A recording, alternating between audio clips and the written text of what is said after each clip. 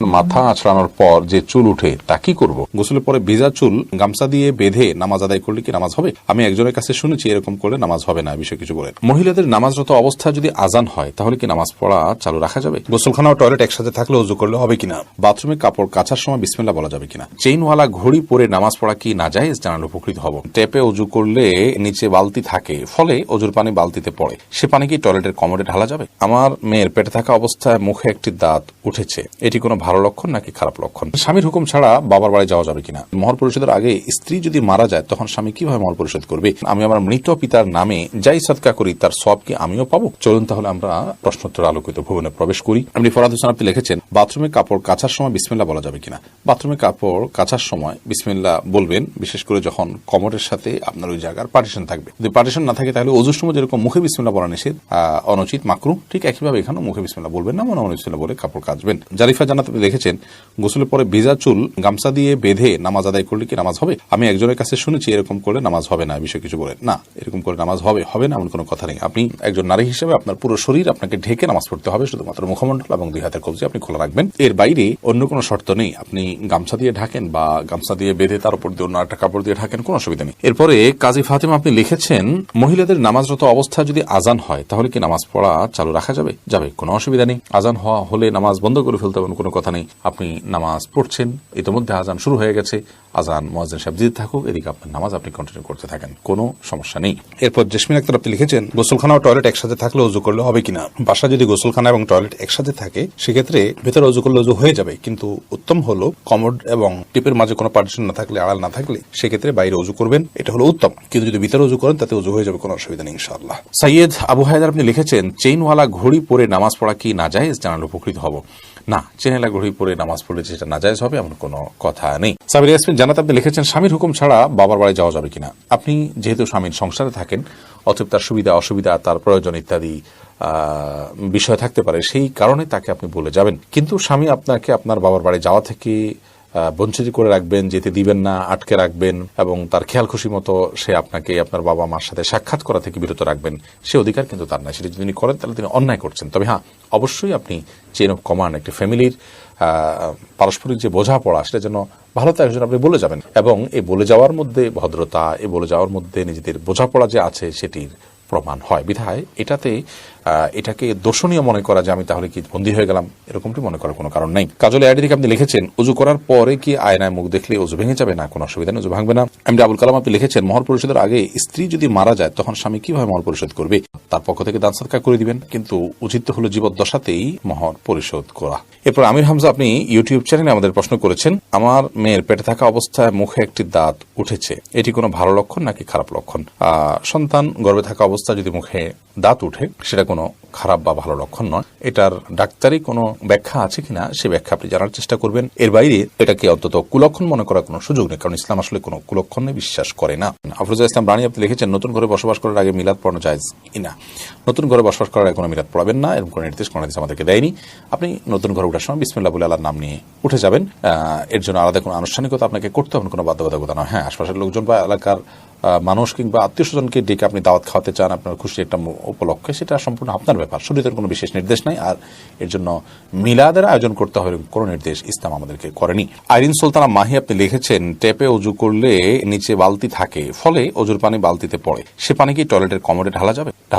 কোনো অসুবিধা নেই, বরং ঢালাটাই উত্তম। বিশেষ করে কমোড পরিষ্কারের জন্য, টয়লেট পরিষ্কারের জন্য, বা কোনো গাছ ইত্যাদি থাকলে সেগুলোর গোড়ায় পানি দেওয়ার জন্য, যে কোনো কাজে আমরা এই পানিটা ব্যবহার করাই উচিত। কারণ ওযুর যে পানিটা, এই ব্যবহৃত পানিটা, এটা অন্য কাজে লাগানোটা কোরআন হাদিসের দৃষ্টিকোণ থেকে কোনো নিষিদ্ধ কিছু নয়, এটা নাপাক নয়। এটা আমরা হয়তো এটার মাধ্যমে পবিত্রতা অর্জন করতে পারবো না, কিন্তু অন্য যে কোনো কাজে আমরা ব্যবহার করতে পারবো। ধরুন কমোড পরিষ্কার করা কিংবা বাথরুমের ভেতরের অংশ পরিষ্কার করার জন্য পানি ঢালতে পারি, কোনো অসুবিধা নেই, কারণ এই পানিটা নাপাক নয়। এরপরে নুসরাত মাহি আপনি লিখেছেন, আমি আমার মৃত পিতার নামে যাই সাদকা করি তার সওয়াব কি আমিও পাবো? আপনার মৃত পিতার নামে যে সাদকা আপনি করবেন, আশা করা যায় আল্লাহ রাব্বুল আলামিন আপনাকেও এক্সট্রা হিসাবে তার সাদকার সওয়াব দিবেন। কারণ আপনি যেহেতু পরিশ্রম করেছেন, আপনি যেহেতু কষ্ট করেছেন, আল্লাহ রাব্বুল আলামিন সেজন্য আপনাকে বঞ্চিত করবেন না। কারণ আল্লাহ রাব্বুল আলামিন কাউকে তার পরিশ্রমকে পণ্ড বা ব্যর্থ হতে দেন না। যতক্ষণ পর্যন্ত সেটি আল্লাহর সন্তোষের জন্য হবে এবং সঠিক নিয়মে হবে। আফিফ হাসান শুভ, আপনি লিখেছেন টাকাতে ছবি থাকে, বুক পকেটে রেখে নামাজ পড়া যাবে কিনা? যাবে, কোনো অসুবিধা নেই, কারণ সেটা প্রদর্শিত হচ্ছে না, ভেতরে আছে। নয়নে আইডি থেকে আপনি লিখেছেন একসাথে অনেক মসজিদে আজান হলে কয়টি আজানের জবাব দিতে হবে? আপনি প্রথম যে আজানটি শুনছেন আপনার কানে এসছে সেই আজানটির জবাব আপনি দিবেন, এর পরেগুলো দেওয়া আপনার জন্য নির্দেশিত নয়। আনাস চৌধুরী, আপনি লিখেছেন চোখ বন্ধ রেখে সালাত আদায় করা যাবে কি? এই বিষয়ে আমাদের একটা ভিডিও আছে, মেহরবানি করে সেটা দেখে নেবেন। চোখ বন্ধ রেখে সালাত আদায় করা যাবে অতিরিক্ত মনোযোগ সৃষ্টি করবার জন্য, কিন্তু এটাকে নিয়ম বানিয়ে নেওয়া সুন্নাহ নয়। নবী করিম সাল্লাল্লাহু আলাইহি ওয়াসাল্লাম স্বাভাবিকভাবে সালাত আদায় করতেন চোখ খোলা রেখে। একটি জয়ীফ হাদিস দ্বারা জানা যায় ইহুদিরা চোখ বন্ধ করে সালাত আদায় করে। তো সাধারণ অবস্থাতে চোখ খুলে সালাত আদায় করা উচিত, কিন্তু কখনো কখনো বা আপনার মনোযোগ সৃষ্টি করার উদ্দেশ্যে চোখ বন্ধ করে সালাত আদায় করলে সেটিতে অসুবিধা নেই। ফাতেমা পলি, আপনি লিখেছেন আমার বাচ্চা ছোট, তাই আমি শুধু ফরজ নামাজ পড়ি, এতে কি নামাজ কবুল হবে? অন্য কারো সহায়তা নিয়ে আপনি সুন্নাত নামাজ পড়া উচিত। মাঝে মধ্যে যদি এরকম হয় যে অন্য কেউ না থাকে এবং আপনি অনন্য উপায় হন, ফরজ সালাত ছাড়া কোনো কিছু পড়ার সুযোগ নাই, বাচ্চা অনেক বেশি দুষ্টমি করে বা কান্নাকাটি করে বা অসহনীয় পর্যায়ে চলে যায়, তাহলে সেক্ষেত্রে করতে পারেন, কিন্তু নিয়মিত এটি করার কোনো সুযোগ নেই। যেহেতু বাচ্চা যখন ঘুমে থাকে তখন আপনি করতে পারেন, বাচ্চাকে ঘুম পাড়িয়ে নিতে পারেন সালাতের সময়, অন্যের সহায়তা নিতে পারেন, অথবা হালকা পাতলা কান্নাকাটি থাকলে সেটাকে সহ্য করতে পারেন।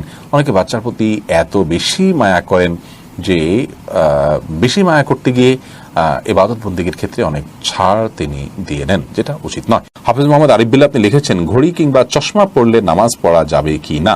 ঘড়ি বা চশমা পড়া অবস্থা নামাজ পড়া যাবে, কোনো অসুবিধা নেই। শাহিদুল ইসলাম লিখেছেন টয়লেটে কোরআন আয়াত মনে আসলে কি করণীয়? টয়লেটে কোরআন আয়াত যদি মনে আসে তাহলে সেক্ষেত্রে কোনো অসুবিধা নেই, বিশেষ কোনো করণীয় নেই, মনে আসবে ওটা ভাববেন, ভাবনাতে কোনো অসুবিধা নেই টয়লেটে। তানজিনা বেগম, আপনি লিখেছেন সংসারের শান্তির জন্য কি করতে পারি? সংসারের শান্তির জন্য প্রথমত আল্লাহর বাধ্যতার মধ্য দিয়ে জীবনকে কাটানো উচিত, হারাম কাজ থেকে নিজেকে বাঁচিয়ে রাখা উচিত, এটা শান্তি আসার জন্য প্রধানতম কাজ। দ্বিতীয়ত হলো, কারণ হারামে আরাম আসে না, এই জন্য হারাম থেকে বেঁচে থাকতে হবে। দ্বিতীয়ত হলো সংসার শান্তি আনার জন্য সবর করতে হবে, ধৈর্য ধারণ করার মানসিকতা আনতে হবে, ছাড় দেওয়ার মতো মানসিকতা আনতে হবে। দুনিয়ায় সব নয়, সেটি মাথায় রাখতে হবে। অতএব দুনিয়াতে বিভিন্ন সমস্যা, বিভিন্ন বিপদ, বিভিন্ন মুসিবত, এগুলোকে মেনে নেওয়ার মতো মানসিকতা এবং প্রবণতা আমাদের মধ্যে থাকা চাই। হোসাইন, আপনি লিখেছেন চ্যাটিং এর সময় মিথ্যা কথা বললে কি গুনাহ হবে যদি মন থেকে না বলি? মিথ্যা সর্বাবস্থায় গুনাহ, মন থেকে না বললেও সেটা গুনাহ হবে। এরপরে নাইম নূর লিখেছেন মসজিদের ভিতরে কথা বললে চলে রসুলের ইবাদত নষ্ট হয়ে যায়, কথাটা কি সঠিক? না, এরকম কথা কোন দেশে আছে বলে আমার জানা নেই। প্রয়োজনীয় কথা মসজিদের ভিতরে অবশ্যই বলা যাবে। নাজমা আক্তার লিখেছেন মাথা আঁচড়ানোর পর যে চুল উঠে তা কি করব? সেটা সবচেয়ে ভালো হয় যদি কোনো মাটিতে দাফন করেন বা এমন জায়গায় ফেলবেন যাতে মানুষের শরীরের অপমান বা অসম্মান না হয়। ময়লার সাথে না ফেলানো উচিত, যদি ফেলে দেওয়া হয় ময়লার সাথে তাতে কোনো বড় গুনাহ হবে ব্যাপারটা সেরকম না, এটা জাস্ট উচিত অনুচিত, উত্তম অনুত্তমের কাজ, শিষ্টাচারের বিষয়। সৈকত খান লিখেছেন বিয়ের পরে কাবিনের টাকা কমানো যাবে কি?